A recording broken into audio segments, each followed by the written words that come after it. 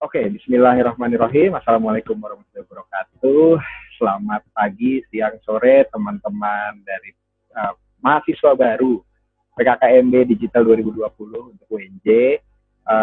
Sekarang kita punya materi yang cukup seru, yaitu tentang bagaimana Revolution Industry 4.0 gitu. Jadi kita tahu kalau kita sekarang sudah ada di dalam Industrial 4.0 yang malah sudah mulai bergerak di Society 5.0.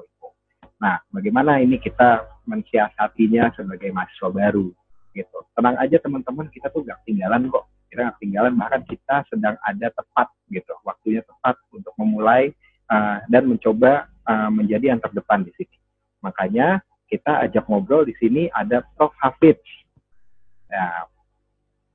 Halo Prof. Hafidz. Oke, ya. Assalamualaikum Prof. Hafidz. Waalaikumsalam. Oke, jadi Prof. Hafidz ini lahir di Bone ya Prof ya, Putra Bone. Iya, iya. Ya, jadi kalau Putra Bone saya ingatnya ini Prof, apa namanya, restoran ikan, biasanya namanya Putra Bone. Oke, apa namanya, berstudi di Universitas Negeri Makassar yang kemudian di UNJ pernah menjadi kepala lembaga penelitian di Universitas Jakarta, kemudian Deputi Menteri Negara Urusan HAM, di situ Direktur Jenderal HAM, juga Kepala Badan Penelitian dan Pengembangan HAM di Departemen Hukum dan HAM. Kemudian guru besar tetap di UNJ di FIP tepatnya 2010 dan sekarang jadi anggota MRI. Gitu. Dan jadi ketua senat ya di UNJ Prof ya. Iya, iya.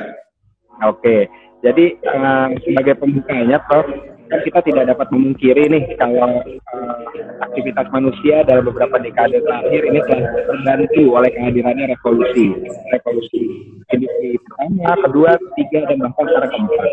Itu kan dari segi maupun efisiensi waktu itu ini makin efisien. Gitu, maka sudah sepatutnya kita mengetahui tentang transformasi di depan mata ini, yaitu 4.0. Nah, jadi pertanyaan kira-kira menurut Prof ini bagaimana kita menyikapi transformasi yang luar biasa ini, terutama di dunia pendidikan dengan kesempatan meningkat fenomena revolusi industri 4.0 menjadi dilematis ya apabila singgung posisi tenaga kerja manusia yang berhadapan langsung dengan penurunan teknologi. Jadi para manusia dan artificial intelligence ini sudah balap-balapan kebutuhannya. Karena manusia beberapa agak tertinggal. Menurut Prof itu seperti apa ya kira-kira? Ya, baik Mas Aditya. Assalamualaikum warahmatullahi wabarakatuh. Waalaikumsalam warahmatullahi wabarakatuh. Teman-teman sekalian, singkat saya pertama-tama menyampaikan terima kasih dan penghargaan yang tulus pada teman-teman PKKMB ya, yang mengatur penerimaan mahasiswa baru UNJ yang berbeda dengan tahun-tahun sebelumnya. Saya menyampaikan selamat datang ke kampus ini, kampus perjuangan, kampus yang penuh sejarah gitu. Mungkin sedikit refleksi Mas Aditya ya. Pada saat-saat seperti ini saya teringat tanggal 15 September 1953 ya, jadi 67 tahun lampau ya. Bung Karno itu datang di kampus UNJ. Waktu itu UNJ masih bagian dari Universitas Indonesia ya. Meletakkan prasasti, dan prasastinya itu diletakkan di gedung Daksinapati itu ya, kalau pintu masuk di situ ada. Oke. Jadi di depan ya? Ya, di BNI itu ya? Ya, di gedung Daksinapati, di samping gedung Syafei, jadi gedung Oke. Ya, di situ disebut oleh Bung Karno ini adalah kota mahasiswa. Itu hari Selasa 15 September tahun 53. Tapi apa arti atau makna dari kota mahasiswa? Itu ternyata tidak ada yang mengkaji ini makna ini. Dan saya mencoba melihat ternyata baru tahun 2010 oleh Times Higher Education dan QS itu memberi makna apa sesungguhnya yang disebut kota mahasiswa dan QS itu membuat pemeringkatan mana-mana saja kota di dunia yang disebut sebagai mahasiswa. Jadi 57 tahun setelah Bung Karno memperkenalkan istilah itu, masyarakat internasional baru mengenalnya gitu kan.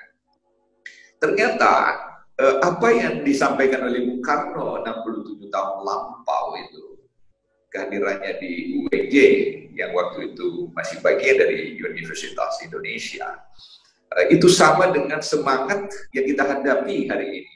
Jadi satu kampus yang disebut sebagai bagian dari kota mahasiswa itu memiliki 5 kriteria gitu. Pertama, kampus itu betul-betul merupakan center of excellence gitu ya. Jadi dia memiliki keunggulan untuk menjemput tantangan masa depannya. Jadi kalau saat ini kita melihat ada tantangan COVID, jadi kita harus menemukan solusi yang bisa kita atasi. Yang kedua, kampus itu dia inklusif, dia ramah, dia damai karena penuh dengan kebinekaan di sana gitu kan. Jadi banyak mahasiswa internasional, banyak mahasiswa dari berbagai wilayah di tanah air hadir di UNJ. Jadi seperti yang sebenarnya menjadi tantangan dari pemerintahan saat ini. Yang ketiga, kampus itu memang menyenangkan ya, karena ada kegiatan seni dan olahraga. Kita juga patut bersyukur UNJ itu nomor berapa ya? Nomor 8 sekarang. Iya, dan pada Asian Games kemarin, Mas Adit, ya, itu dapat 7 medali emas dan sekian medali perunggu dan perak gitu kan ya. Jadi bayangkan banyak negara tidak mampu dapat 1 pun medali emas, tapi UNJ Fakultas Olahraga itu dapat 7 medali emas. Jadi ini memenuhi kriteria yang luar biasa yang digelorakan oleh Bung Karno 67 tahun lampau gitu kan ya. Dan juga ya kehidupan kota itu aman ya, tidak ada gejolak-gejolak sosial, dan kehidupan itu betul-betul menjadi interaksi banyak peradaban, interaksi budaya untuk melihat perjalanan masa depan. Nah, kembali pada semangat Bung Karno 67 tahun lampau, ya, kita refleksikan hari ini, gitu ya. Ini UNJ memiliki keunggulan dibanding universitas lain, karena ada semangat yang hadir di kampus ini 67 tahun lampau, gitu ya. Dan kita ingin unggul dalam keadaan apapun. Nah, kalau kita lihat, Mas Aditya, di UNESCO itu ada batasan ya, kriteria apa sebenarnya sebuah universitas ya. Nah, universitas menurut UNESCO is a scientific community whose members being fully committed to the pursuit of truth, being fully committed to science and technology development, being fully committed to the promotion of protection of human dignity, democracy, human rights, justice, and the creation of world peace. Jadi itu sesungguhnya. Jadi kampus itu dia masyarakat ilmiah yang kehadirannya tidak lain adalah memajukan ilmu, memajukan teknologi. Untuk apa? Untuk keadaban, kemajuan, dan kesejahteraan umat manusia. Jadi UNJ ini harus hadir di situ. Nah, kembali pada situasi seperti ini, gelora Bung Karno, dan mandat dari sebuah universitas, dan apalagi UNJ itu ingin menjadi universitas bereputasi di Asia, maka dua semangat ini harus mengalir dalam denyut nadi masyarakat kampus, yaitu gelora Bung Karno dan gelora semangat universitas menurut Perserikatan Bangsa-Bangsa. Jadi itu yang harus hadir, Mas Adit, dalam situasi saat ini. Oke, saya mengutip seru banget nih apa yang kata Pak itu kampus itu harus bersolusi ya. Terus habis itu damai karena kita berbineka tunggal ika. Habis itu harus menyenangkan. Ini saya ngedengarnya kok nyaman sekali ya. Dalam arti banyak kalau mahasiswa-mahasiswa baru itu suka agak-agak ketakutan apalagi sama kakak-kakaknya gitu kan. Apalagi kan kalau zaman dulu ospek ya namanya ya, itu kan biasanya ya loncoan, tapi sekarang udah nggak bisa begitu kok. Di era 4.0 ini, bayangkan sekarang ospek aja bisa online gitu. Nah, jadi kira-kira strategi apa nih yang mesti disiapkan sama mahasiswa untuk menghadapi era yang serba digital 4.0 ini? Jadi maba-maba sekarang baru itu punya bekal kira-kira ketika mulai melakukan kaki nantinya di UNJ akan seperti apa kira-kira strateginya? Ya, menarik sekali ya. Jadi gini, ada dua pendekatan ya untuk kita keluar dari kesulitan ini ya dengan keadaan yang kita tidak pernah duga sebelumnya karena hampir 2 miliar mahasiswa di dunia hari ini mengalami kesulitan belajar karena COVID ya, tersebar di 183 negara di dunia dan kita mengalami juga hal yang sama di kampus kita di UNJ. Tapi ada dua hal yang saya lihat yang penting kita petik ya dari keadaan ini ya. Pertama, kita coba lihat pengalaman bangsa-bangsa lainnya, mahasiswa-mahasiswa lain di berbagai negara ya, dan ternyata mereka juga bisa keluar secara bertahap ya dari kesulitan-kesulitan yang dihadapinya. Saya lihat misalnya Jepang ya, sama juga dengan kita, tapi dia bisa tetap keadaannya lebih stabil. Kita lihat juga Korea misalnya. Sekarang ada 21 universitas itu disebut Cyber University. Jadi wah luar biasa. Kita perlu membandingkan keadaan kehidupan kampus di tempat-tempat lain untuk kita adopsi gitu kan ya.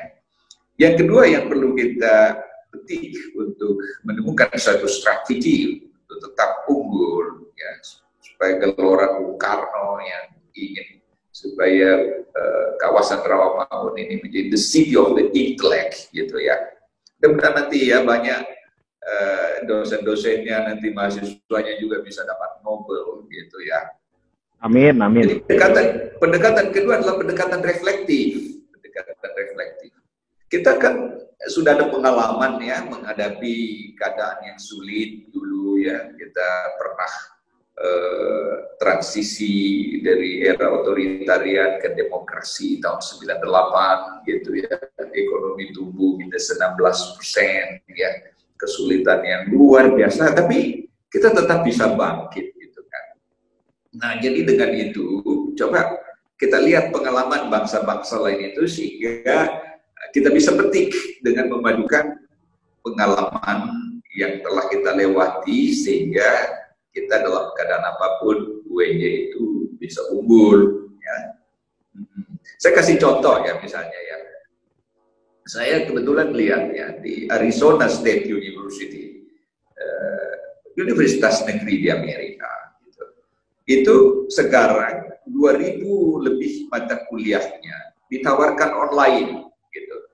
Dan itu tersebar di 243 gelar, S1 88, S2 lebih 100, dan ada 4 untuk gelar PhD untuk doktor, dan seluruhnya ini sama dengan mutu kalau kita face to face, sehingga itulah yang menyebabkan Donald Trump bilang, hey, seluruh mahasiswa-mahasiswa asing di Amerika sekarang ini jangan tinggal lagi di Amerika, kamu pulang ke negaramu.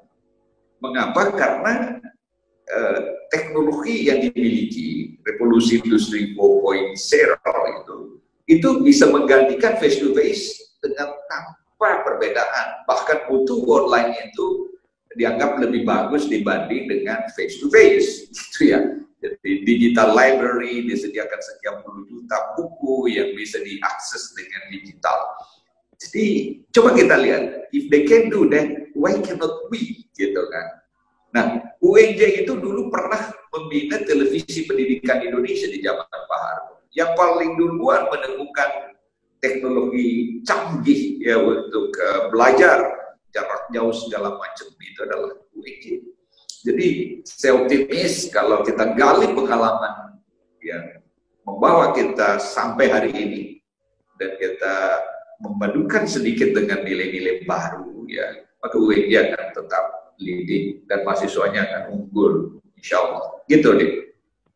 Wah, ternyata ini jadi makin bikin saya bangga nih sama UNJ, karena ternyata UNJ itu pernah berkolaborasi sama TPI ya untuk membuat pendidikan itu bisa diterima di mana saja gitu ya, Prof.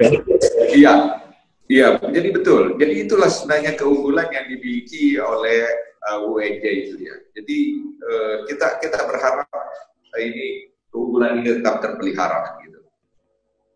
Oke, nah jadi tadi saya dengar itu kita jangan pernah lupa tentang apa yang kita udah punya gitu ya. Seperti tadi pengalaman-pengalaman di UNJ yang sudah hebat sekali sebenarnya, tinggal kita kembangkan. Habis itu kita juga jangan lupa benchmarking ya. Benchmarking dengan boleh kalau yang di nasional gitu dibandingkan dengan universitas lain, atau ke internasional kalian membandingkan dengan universitas lain. Terus kita bisa lihat ketika PKKMB ini biasanya offline, tapi ternyata kita bisa online gitu. Membuat sesuatu yang baru, membuat sesuatu yang baru, bukan online kan yang offline, tapi benar-benar sesuatu yang baru. Jadi bisa semua yang kita obrolin ini, Prof, akan di-upload, terus di-record dan di-upload sehingga menjadi aset. Ya, bukan bisa didengar sekali aja, tapi didengar berulang-ulang kali. Jadi benar-benar ini strategi yang baik sekali untuk menghadapi industri 4.0. Nah, sekarang kalau begitu, Prof. Hafiz ini sebagai yang sudah makan asam garam di UNJ, sudah melihat UNJ seperti apa dan UNJ sekarang gimana. Kira-kira apa aja nih yang perlu berubah di UNJ agar pencapaian kita makin bisa lebih tinggi lagi, besar lagi, dan mahasiswa-mahasiswa bisa lebih berprestasi lagi. Iya, jadi UNJ ini punya keunggulan di berbagai lini. Misalnya, saya kasih satu contoh ya, kalau itu diangkat sedikit saja, maka ini memberi peran yang di pasca ya S2, S3 ya yang sudah tua gitu ya dalam sejarah pendidikan tinggi di tanah air. Saya ambil contoh saja, kalau saja keunggulan pendidikan olahraga ini ya beri nilai tambah gitu ya, kita menyiapkan diri mengusulkan menjadi center of excellence ya, karena kita menyumbang sekian banyak medali emas, sekian banyak medali perunggu di Asian Games kemarin gitu. Dan kalau ini masuk di Simeo, jadi sebagai pusat keunggulan ASEAN, maka seluruh negara ASEAN itu berkiblat ke kita. Dan nanti juga Simeo ini bisa membuka kemitraan dengan Uni Eropa, bisa membuka kemitraan dengan Australia, New Zealand, dan badan-badan internasional yang terkait dengan keunggulan di bidang olahraga. Saya lihat misalnya universitas di Bangkok, Chulalongkorn University, dia menjual keunggulannya untuk medical trophies. Jadi ilmu kedokteran untuk tropis, negara tropis di Khatulistiwa. Saya lihat UBD, University Brunei Darussalam, menjual keunggulannya untuk pendidikan keterampilan, vocational education, dibantu oleh Belanda, dibantu oleh Jerman. Saya lihat juga di Malaysia, dia buat pusat pendidikan sains dan matematika di Pulau Pinang. Kalau Singapura itu dia di bahasa gitu ya. Nah, di Vietnam saya juga kebetulan membantu Simeo sebagai konsultan untuk 11 negara karena diperbolehkan masuk. Itu di Ho Chi Minh untuk pelatihan-pelatihan. Jadi kalau UNJ ini mempersiapkan diri berbagi dengan dunia dunia, maka UNJ itu muncul sebagai satu keunggulan bukan hanya untuk dalam negeri, tetapi menjadi berkah bagi kawasan. Dan ini sebuah program studi bisa kita angkat, itu hanya satu contoh saja. Kita juga lihat misalnya di Fakultas Ilmu Pendidikan ada PAUD. Kita patut mengapresiasi peran Ibu Dekan, prodinya gitu ya. Dan sekarang ini bermitra dengan negara-negara di Asia Pasifik, sehingga apa yang kita capai di sini itu kita bisa berbagi dengan sekian banyak negara di planet ini. Nah, saya ingin setiap prodi itu menggali keunggulannya sehingga mutiara-mutiara ini bersinar, tidak hanya jadi berkah bagi internal UNJ, tapi bagi negara dan juga bahkan bagi dunia. Dan satu hal yang menarik lagi, kalau kita sungguh-sungguh ingin memajukan UNJ dengan melihat pengalaman tempat-tempat lain. Ada satu universitas yang relatif kecil, Mas Adit, namanya Columbia University di New York, itu mahasiswanya yang sekitar 20.000 kurang, tapi kita kan sudah hampir 30.000 ya. Waktu dulu saya wakil rektor 1 di UNJ tahun 96-97 itu pegawai dosen sekitar 2.000. Columbia itu di bawah ya, mungkin hanya sekitar 1.200-1.300. Tapi yang menarik adalah sekarang ini sudah hampir 100 dosennya dan penelitinya itu dapat hadiah Nobel, gitu kan. Wow. Jadi karena dikelola universitas itu dengan baik dan dia bisa dapat dengan aktivitas ilmiah di Columbia itu bisa dapat turnover sekitar $3 miliar setahun. Net margin yang diperoleh dari keuntungan kegiatan ilmiahnya itu paling sedikit 500 juta US dollar, tapi duit yang dikelola dengan endowment 10 miliar dolar, jadi sekitar 300 triliun duit yang dikelola oleh satu universitas kecil setahun. Jadi dapat dibayangkan kalau kita sungguh-sungguh memajukan sebuah perguruan tinggi, dan itu sebuah potensi itu dimiliki UNJ, punya kampus di beberapa lokasi, punya Cikarang, punya ini, punya itu.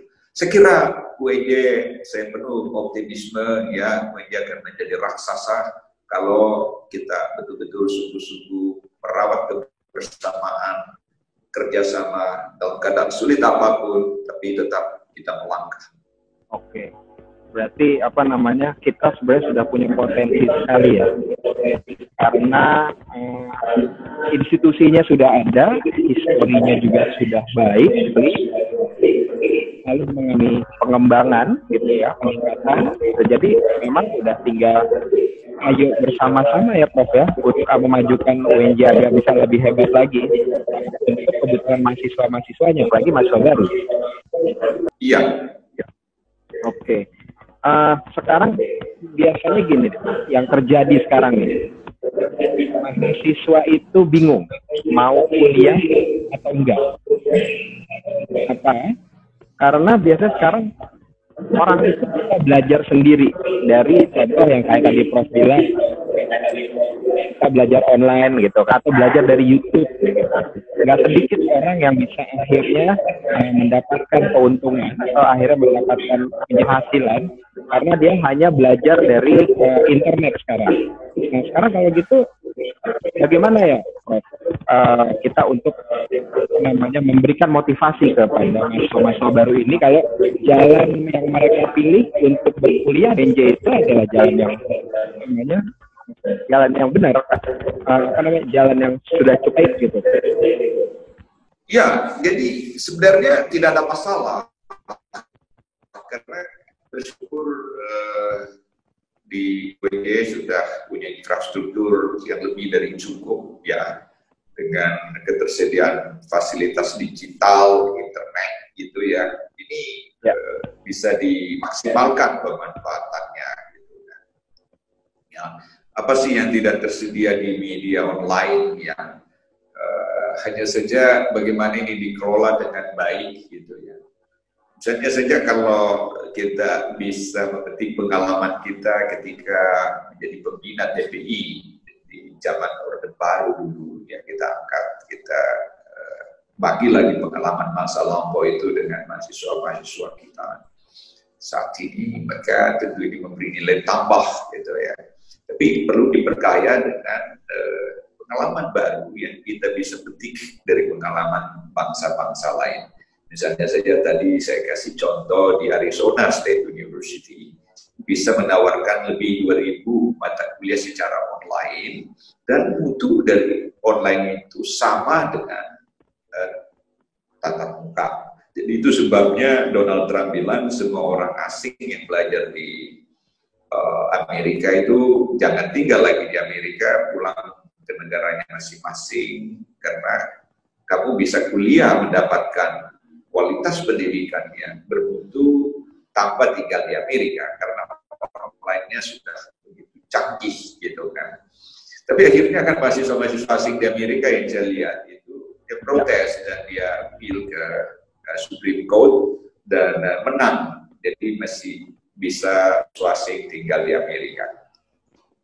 Nah, kalau saja ini dikelola oleh teman-teman yang ahli di bidang ICT, teknologi pendidikan, bisa menyiapkan semua mata kuliah di UIG itu secara digital, seperti halnya pengalaman universitas-universitas lain.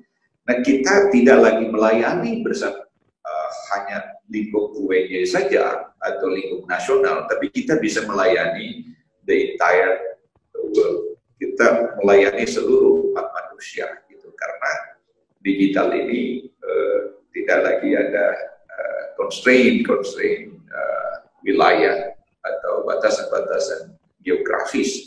Jadi tantangan kita adalah menggali keahlian kita di masa lampau dan memberi nilai tambah dengan pengalaman-pengalaman baru.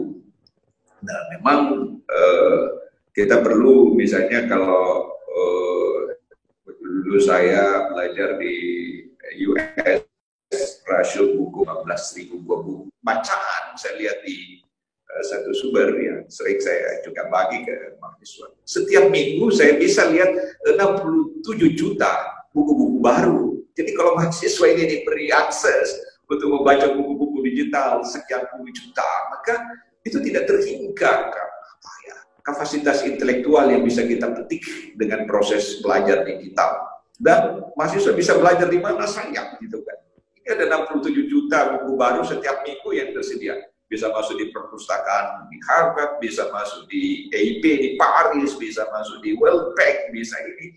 Jadi ini cakrawalanya berubah. Jadi memang kita harus berubah, ya, tidak ada pilihan lain. Tapi berubah dengan ke arah yang lebih konstruktif, dan kalau bisa 2 kali, 3 kali lebih baik dibanding dengan tatap muka. Seperti halnya Amerika mengusir mahasiswa-mahasiswa asing karena digital sistemnya sudah jauh lebih bagus dibanding dengan face to face. Begitu, Mas Adi. Oke, seru juga ya. Memang ketika constraint sudah pelan-pelan mulai hilang, kita mau mempelajari ilmu. Saya sempat punya contoh juga. Saya memulai perkuliahan daring itu bukan karena memang pada awalnya saya di UNJ mempunyai beberapa macam usaha. Jadi ketika saya fokus dengan saya, tapi tidak menghentikan teman-teman saya belajar. Kira bagaimana caranya saya membuat bikin presentasi yang diupload di YouTube. Ya. Nah, lucunya ternyata ketika itu diupload ke YouTube, pertanyaan yang ada di komennya tidak hanya mahasiswa-mahasiswa, tapi juga orang lain bertanya. Jadi secara tidak langsung orang lain bisa belajar dari saya. Gitu. Itu menurutnya satu hal yang penting dilakukan untuk nggak hanya mahasiswa dosen di revolusi industri 4.0 ini.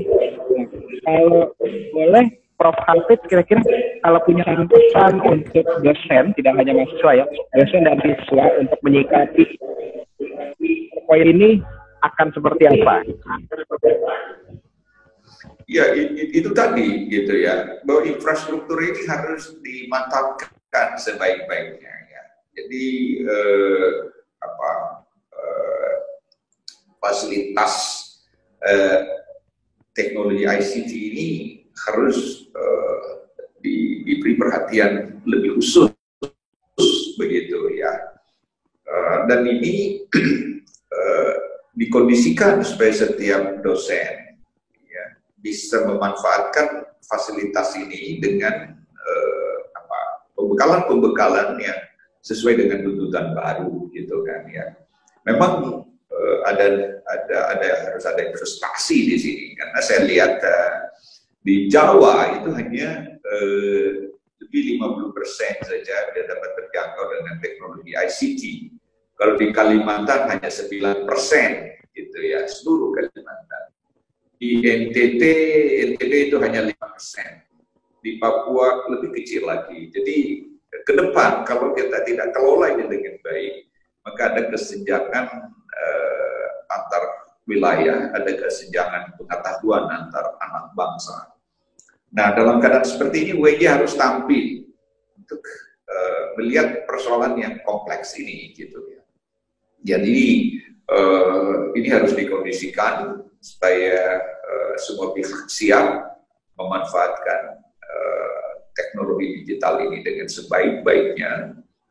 Dan ada satu referensi yang menarik yang dibuat oleh Asian Development Bank di situ, bahwa ke depan, jadi sebelum COVID saya baca baik gitu, itu ada 4 hal yang sangat mendasar ICT ya. Jadi pokoknya teknologi informatika ini harus kita sungguh-sungguh kuasai. Yang kedua adalah gimana inovasi-inovasi itu tumbuh ya, baik dari dosen, dari pihak mahasiswa, kerjasama penelitian di sana sini, dan menghasilkan inovasi-inovasi yang berguna bagi bangsa ini, berguna bagi perkembangan keilmuan. Yang ketiga adalah semangat entrepreneurship-nya ya. Jadi penemuan-penemuan inovatif ini bisa diterjemahkan secara produktif dalam dunia bisnis, dalam dunia industri, gitu ya.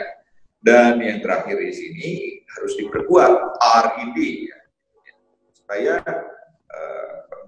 penemuan-penemuan baru tadi melalui penelitian itu dapat tumbuh. Dan kalau kita lihat, misalnya di Jepang itu laporan hasil-hasil produk keilmuannya yang dilaporkan ke WIPO di Jenewa itu sekarang sudah sekitar 1,5 juta. Ya. Di Singapura hanya berapa universitasnya, hanya 5 ya, tapi paling sedikit kontribusinya di WIPO itu di atas 10.000. Ya. Kita ternyata sedikit sekali dalam rekod yang saya lihat laporan di Perserikatan Bangsa mengenai hak kekayaan intelektual yang kita laporkan di WIPO. Nah jadi kalau knowledge based economy dengan diperkuat oleh 4 pilar tadi seperti yang disampaikan oleh Asian Development Bank, ya, saya melihat UNJ punya peluang menjadi pionir mengatasi kesulitan yang ada ini. Oke, berarti tadi poinnya yang saya senang mendengarnya adalah dosen juga jangan lupa untuk melek IT tadi ya, melek IT. Habis itu jangan lupa inovasi yang mereka mungkin tiap tahun mereka ada punya penelitian dan hopefully punya inovasi baru. Terus tadi semangat entrepreneurship-nya ya, itu penting sekali dan saya suka ketika kita punya semangat entrepreneurship, hasil yang kita punya itu bisa juga kita monetize, ya, bisa gain profit out of it. Kemudian jangan lupa sama terakhirnya research dan development, sehingga continuity dalam inovasi itu terus berlangsung. Kemudian ini ada pertanyaan terakhir, kira-kira dari Prof. Hafiz ini apa pesan-pesannya untuk mahasiswa baru? Mana mereka harus menghadapi situasi new normal, kemudian juga nanti harus menghadapi industri-industri yang sudah punya paham baru nih, tidak pakai paham lama lagi, gitu. Pokoknya semuanya serba digital, serba mobile, gitu. Kira-kira pesannya untuk para mahasiswa baru apa, Prof? Ya, jadi Mas Teliti ya, jadi Anda kan belajar lama ya di New Zealand ya, di mana kemarin? Di Auckland, University of Auckland. Ya. Auckland University of Technology, Pak. Ya, jadi masih ada KTP-nya ya dari Auckland ya. Terima kasih, Prof. Jadi ini, saya kira kita, baik dosen, mahasiswa, dan seluruh jajaran lingkungan universitas, pimpinan, pegawai, ya, harus bahu-membahu untuk 4 hal. Ya, 4 hal. Pertama, kita harus cepat beradaptasi dengan tantangan baru ini. Kan. Kita tidak tahu kapan COVID ini akan berakhir, tetapi dengan adanya teknologi informatika yang begitu maju, kita manfaatkanlah gitu ya. Mengapa Amerika bisa mengusir orang-orang asing di negaranya? Karena dia yakin bahwa dengan ICT lebih bagus dibanding dengan face to face, ya kan? Karena lebih mudah, lebih murah gitu, dan jangkauannya lebih masif. Dan coba Arizona, perguruan tinggi negeri, coba inovasinya luar biasa. Lebih 2.000 mata kuliah dalam bentuk digital dan tersebar di 243 program gelar. Kita bisa memetik pengalaman mereka, kita buat seperti ini. Dan saya kagum ya, Direktur Pasca, Prof. Nadiroh, dengan timnya ya membuat blended learning seperti ini, sehingga dosen-dosen di Pasca, dosen-dosen di S1, di semua prodi, nanti bisa mengelola pembelajaran ini dengan kualitas tinggi, sama dengan face to face, dengan bentuk daring gitu. Jadi adaptasi itu pertama. Yang kedua, dosen dan mahasiswa baru, senior, junior, pokoknya jangan lagi ada dikotomi gitu ya.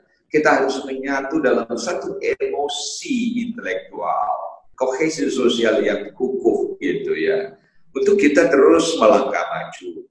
Kalau saja bisa ya di antara 103 atau lebih prodi di UNJ, secara bertahap kita angkat prodi-prodi itu menjadi berkah, tidak hanya dalam negeri, tetapi bagi seluruh umat manusia. Misalnya tadi Brunei, kok University Brunei Darussalam, universitas kecil yang dibangun oleh Profesor Winarno Surahmat, dulu rektor UNJ, rektor IKIP Jakarta yang membantu Brunei, dan bisa menjadi pusat keunggulan dunia untuk vocational.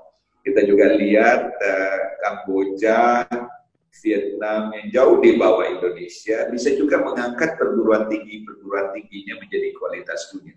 Mengapa kita tidak mengangkat secara bertahap seluruh prodi-prodi ini berkualitas internasional? Karena kita ingin memang menjadi universitas bereputasi di Asia.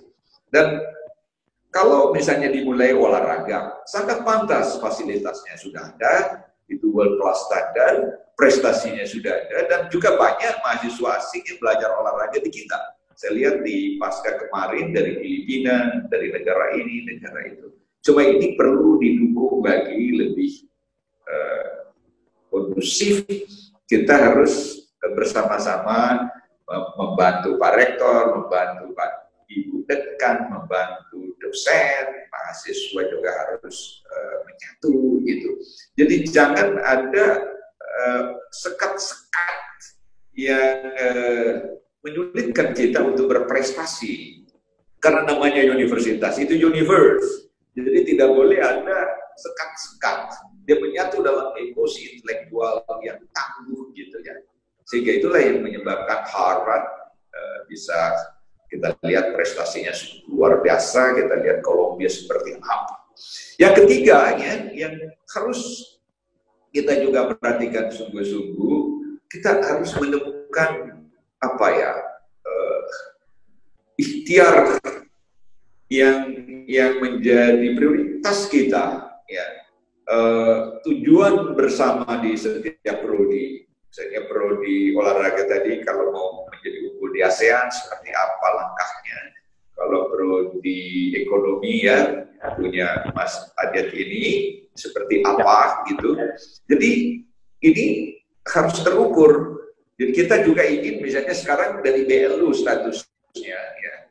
Tapi kita ingin menjadi perguruan tinggi badan hukum misalnya. Kita bersama-sama membantu pimpinan, Pak Rektor, para wakil rektor ya, supaya ini dicapai. Kapan ini dicapai? Nah, kalau itu dapat dipahami oleh semua pihak, maka kita mudah melangkah. Nah, yang terakhir, yang keempat, ya, dosen, mahasiswa, dan semua pihak itu harus merawat idealisme akademik sebagai nilai-nilai universal.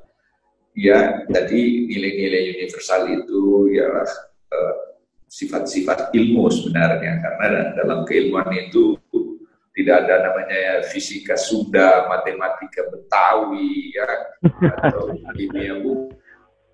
Karena ilmu itu universal, bahwa saya itu kelompok A, kelompok B, kita harus menyatu dalam ilmu intelektual sesuai dengan sifat-sifat universitas itu, kan namanya universe. Dan kita, inilah imajinasi itu selalu menyatu, ya, kita bangkit. Dan tidak ada, saya lihat, halangan, ya, untuk membuat UNJ itu menjadi universitas kelas dunia. Karena semua persyaratannya dimiliki, dia berada di ibu kota, dosen-dosennya juga, ya, patutlah kita banggakan, semakin banyak, ya, terbuka wawasannya, tidak hanya dalam lingkup nasional atau kawasan, tapi sudah bersentuhan dengan pergaulan dunia gitu, dan dengan dimajukan UNJ ini bisa menjadi perguruan tinggi yang bereputasi, dan kita patut bersyukur sekarang ini.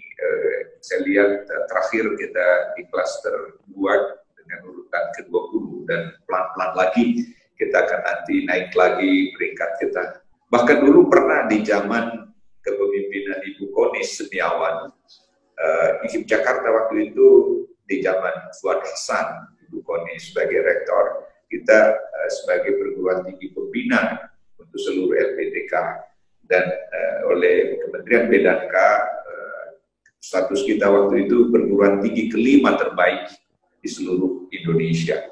Nah, kalau saja sekian puluh tahun lampau kita sudah berada pada peringkat prestasi seperti itu, tentulah ini satu modal yang besar untuk terus kita melangkah kebesaran kita bersama di masa depan. Memang terakhir, jangan ada romantisme sempit di dada kita masing-masing, mahasiswa maupun dosen, tapi kita menyatu dalam emosi intelektual untuk kepentingan UNJ, untuk kepentingan negeri ini, dan kepentingan keilmuan dan peradaban modern. Saya kira itu semua harapan saya, Mas Aditya. Ya. Saya dengarnya senang sekali nih, Prof. Karena kenapa? Adaptasi memang sudah hal yang kita harus lakukan, gitu ya. Tapi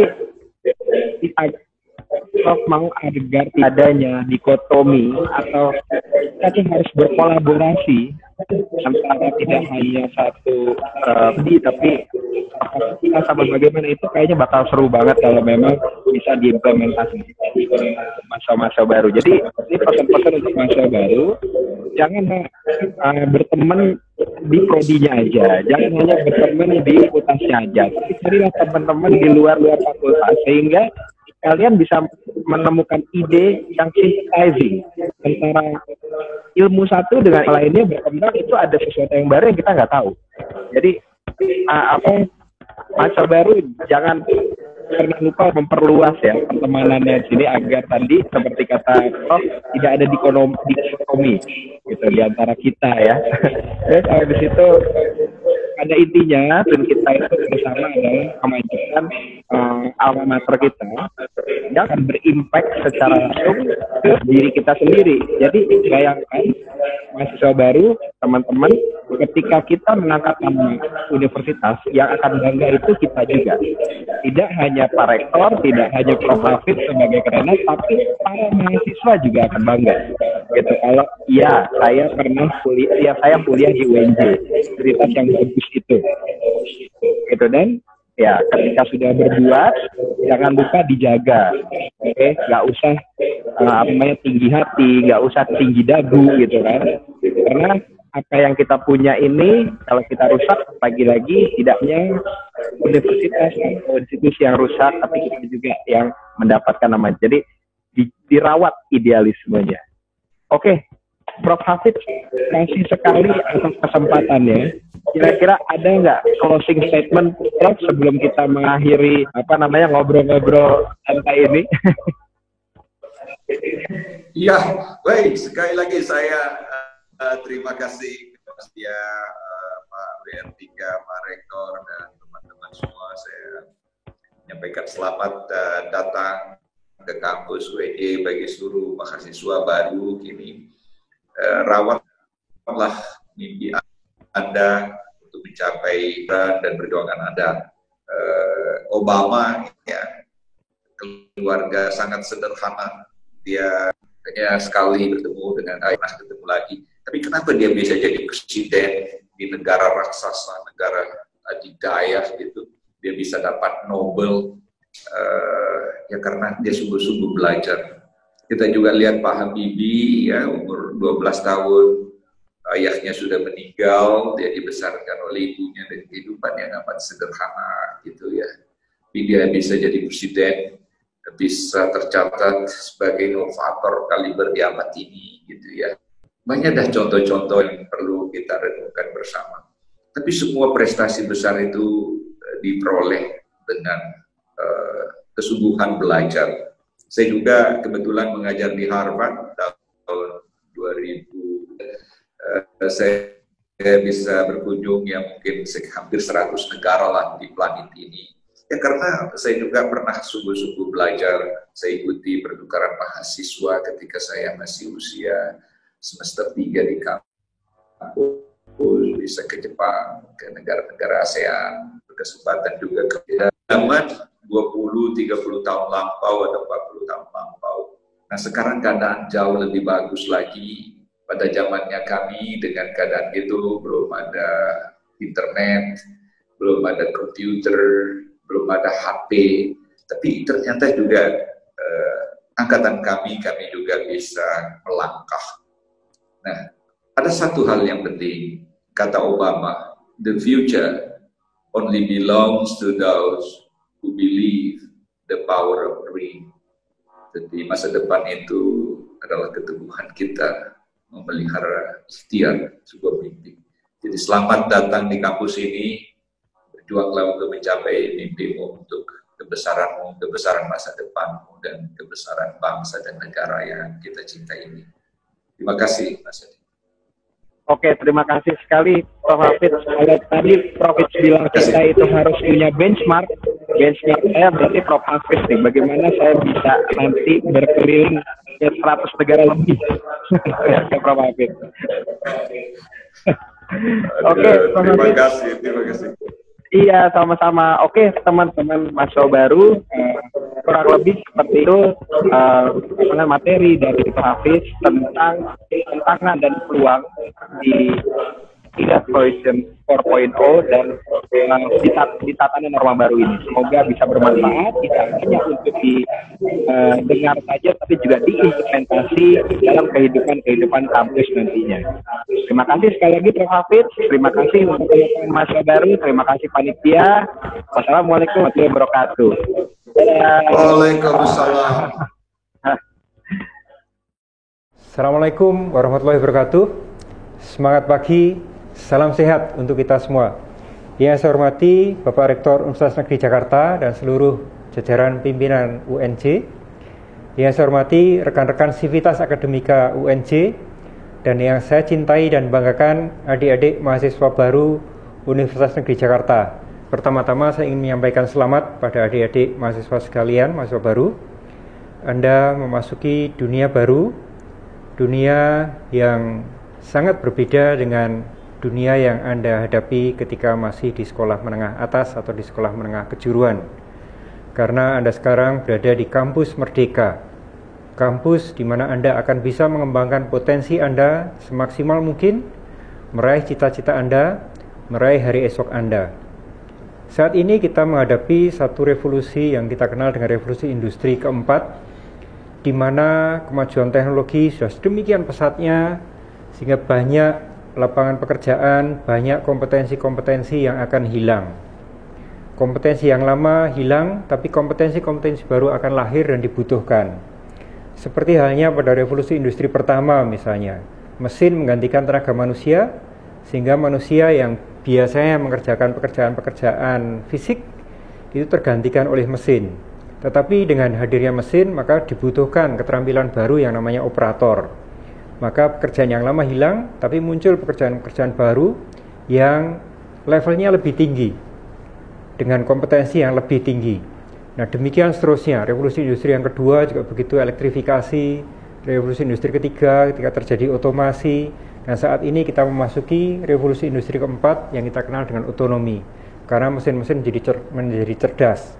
Dengan artificial intelligence, dengan big data analytics, dengan Internet of Things, maka kita semua memasuki dunia yang serba tidak menentu, vulnerable, uncertain, kompleks, dan ambigu. Oleh karenanya, ketika Anda sekarang belajar di perguruan tinggi, dunia yang Anda hadapi saat ini dengan ketika nanti Anda lulus adalah dunia yang akan berbeda. Nah, bagaimana kita menghadapi kondisi semacam itu? Anda sebagai seorang mahasiswa yang akan menimba ilmu, akan mengembangkan kompetensi untuk menyiapkan hari esok Anda sekalian, harus mempunyai ruang belajar yang luas. Tidak hanya di dalam ruang kelas, tidak hanya di perpustakaan, tidak hanya di laboratorium, tapi juga di kampus kehidupan.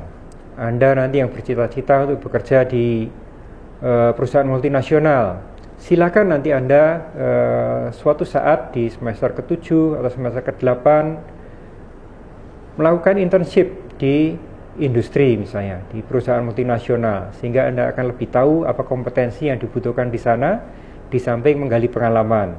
Anda yang punya cita-cita menjadi agen perubahan, membangun Indonesia dari pinggiran, Anda nanti bisa menceburkan diri dengan masyarakat di pinggiran, di pedesaan, di desa-desa tertinggal kita untuk membangun desa 6 bulan di sana. Nah, dengan ilmu pengetahuan yang Anda peroleh di kampus, dengan pengalaman yang Anda peroleh selama belajar, Anda akan bisa menerapkan itu di dunia nyata, dan juga Anda bisa belajar dari dunia nyata, dari dunia kehidupan yang sesungguhnya. Dengan begitu, ketika nanti Anda lulus, Anda sudah akan fit, Anda sudah akan klop dengan kebutuhan dunia kerja pada saat itu, dan juga Anda sudah klop fit dengan cita-cita Anda, dengan hari esok yang memang Anda inginkan untuk kembangkan di masa depan. Karena kampus pendidikan tinggi ini adalah transisi, transformasi Anda dari dunia pendidikan menuju ke dunia kerja, dari masa pradewasa menuju pada manusia dewasa yang bertanggung jawab, produktif, dan berguna bagi bangsa dan negaranya. Tentu pendidikan juga tidak hanya sekedar berbicara tentang pekerjaan, tapi juga di dalam membangun nilai-nilai, membangun ide-ide yang akan menjadi dasar bagi pengembangan diri Anda sekalian ke depan. Karena itu selama Anda belajar di perguruan tinggi, jangan lupa berorganisasi, buat teman sebanyak-banyaknya, dan jadikan kampus sebagai rumah Anda yang kedua.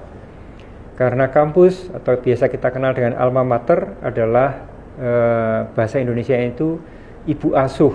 Jadi tempat Anda nanti menimba ilmu, mempunyai sahabat-sahabat baru, saudara-saudara baru, Anda akan mendapatkan orang tua baru, ibu bapak dosen, kakak-kakak angkatan, dan semuanya adalah satu keluarga besar untuk menyiapkan Anda sekalian menjadi manusia dewasa yang produktif, warga negara yang berguna bagi bangsa dan negaranya. Adik-adik, mahasiswa baru yang saya hormati, cintai, dan banggakan, sekarang Anda berada dalam masa, kita semua berada dalam masa pandemi COVID-19. Oleh karena itu pembelajaran harus kita adaptasi, kita lakukan melalui pembelajaran daring. Nah, meskipun Anda tidak bisa berinteraksi langsung secara fisik dengan dosen, dengan teman-teman yang lain, tetapi pembelajaran harus tetap bisa berjalan.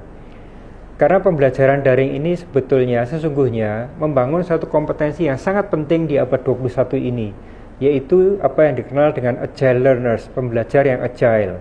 Tujuan dari pendidikan di abad 21 ini adalah melahirkan pembelajar sepanjang hayat yang punya motivasi diri untuk belajar, untuk selalu menimba ilmu, mengembangkan diri, dan mengembangkan potensi.